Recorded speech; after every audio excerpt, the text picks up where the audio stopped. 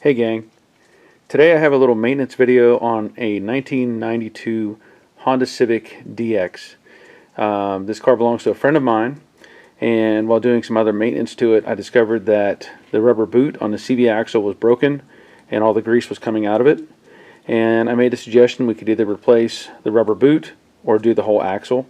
And for me, I think it's smarter to do the whole axle because I don't know the condition of the axle at this point. I don't know how long it's been losing grease. So I'm going to go through the steps as to how to change out this axle.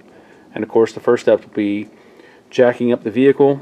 I'm going to use the jack point, which is about there from the factory.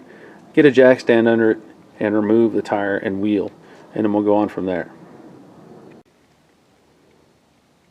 Okay, as you can see, I have it jacked up. Again, using the factory jack point. And I have a jack stand underneath the engine cradle. And I did let the weight down a little bit on the cradle so the load is shared between the jack and the jack stand.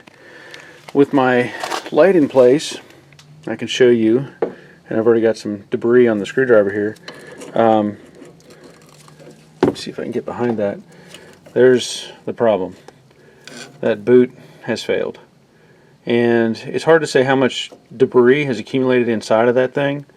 And so it's just easier, I think, and safer to replace the assembly.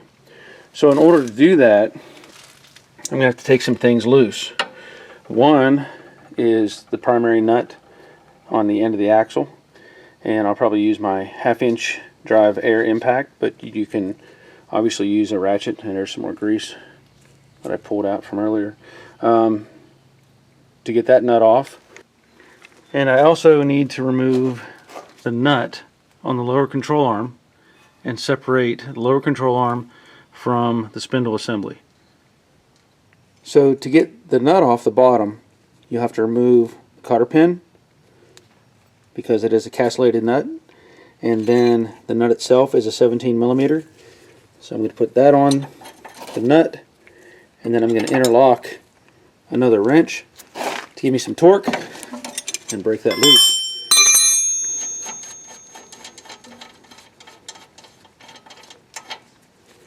Comes right off.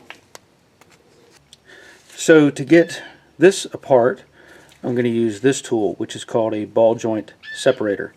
And I'm going to have to get it around the lower control arm, bring it back in line, make sure I'm centered, and then this happens to be a 19mm. I'll put torque on it,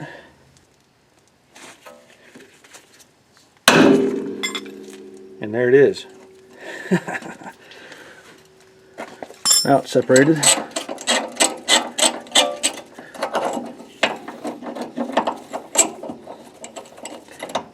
And I'll get that out of the way. Then I'll move on to the axle nut. Now this nut is likely a 31mm, but I'm going to use an 1.25" socket. Of course, I'm going to put on safety glasses, hearing protection.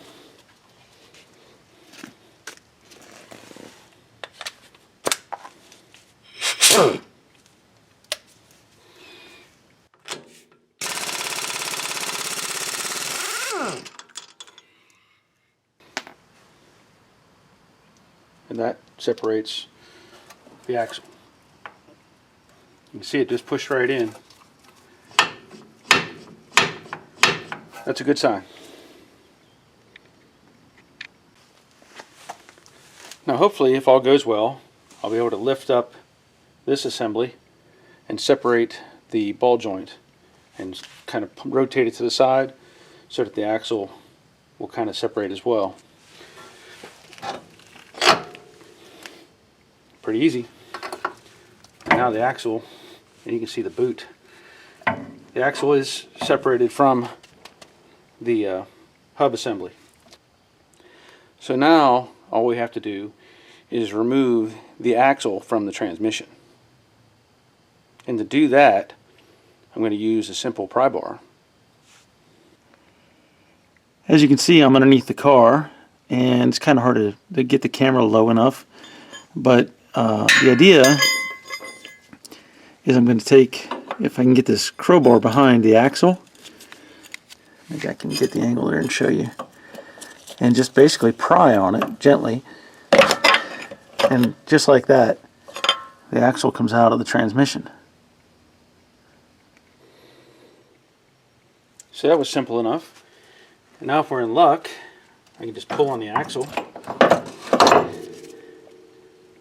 and I was concerned about that. I didn't know if it would fit through that opening.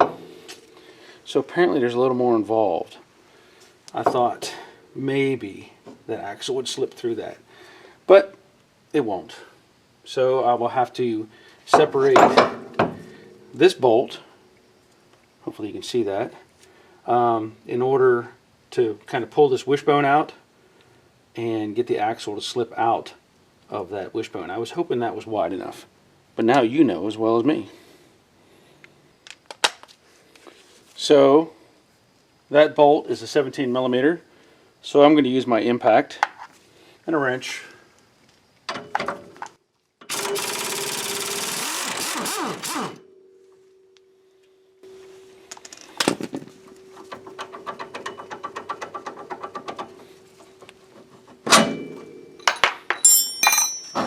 Easy enough. Now this is where I need a third hand. But there it is. Axle's out, and now all I need to do is put the other one back in and finish the job. So this is the replacement axle that I'm using. This is a CarQuest branded part. I don't know who actually makes it, but it's their branding. And of course I bought it at Advanced Auto Parts, and there is the part number NCV 36516, listed at 122. They gave me a bit of a discount. I got it for 70, and as you can see, it's, you know, it's their brand. That's about all I can say about it. And it does have the sensor ring for ABS, even though this vehicle does not have ABS, so I'll leave that in place. That should not interfere with anything. Of course it comes with a brand new nut, which is a plus. And that's it. So I'll get that in place and bolt everything up.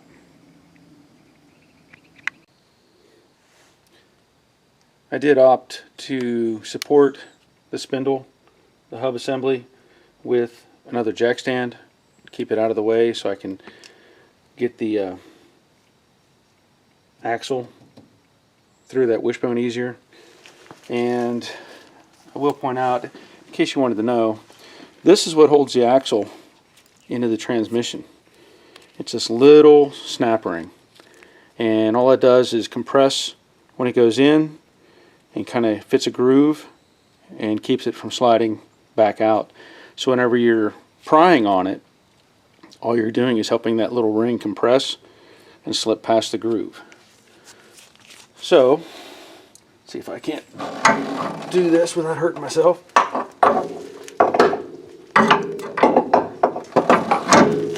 So now that I have it through there, I can line up the end of the axle with the hole in the transmission. And in this case, I'm just going to take a mallet and, you hear that? That little kind of a solid metal to metal contact. That way you know it's in there. So now that that's in place, I can get this bolt back in.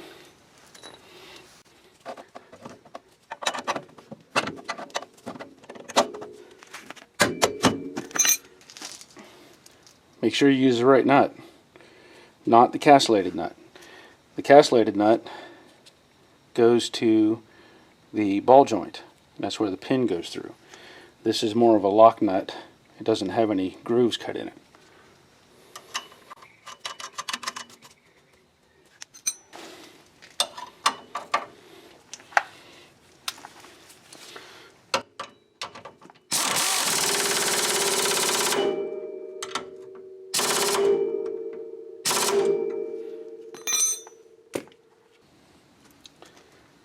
And so now I just have to line up the axle with the hub and get the ball joint back in place.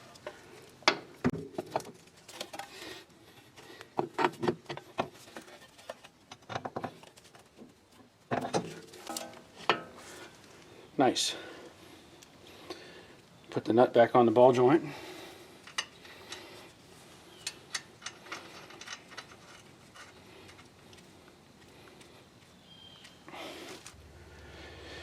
Once you have the nut tight, I don't know the torque specs on it. If you want, I'm sure you can look that up. I just make it good and tight. And you line up the castellated nut, the slots, with the hole in the ball joint shaft, and then reinstall your cotter pin. Now, as far as the nut on the end of the axle, I can tell you that's 133 foot-pounds. And I'll post a link to that in the description so that you can see that.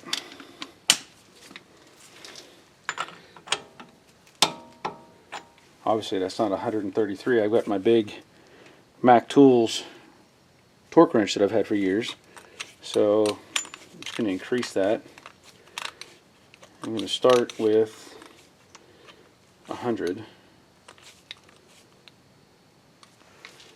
Just to show you how much effort it takes.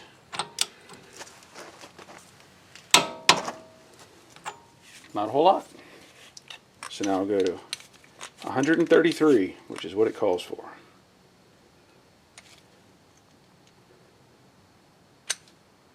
$133.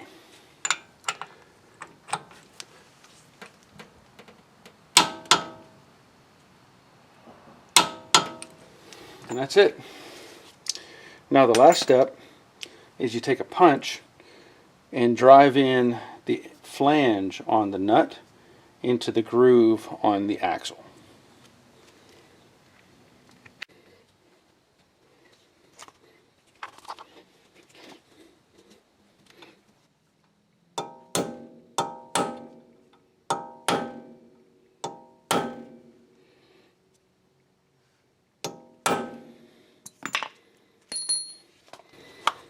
And you can see,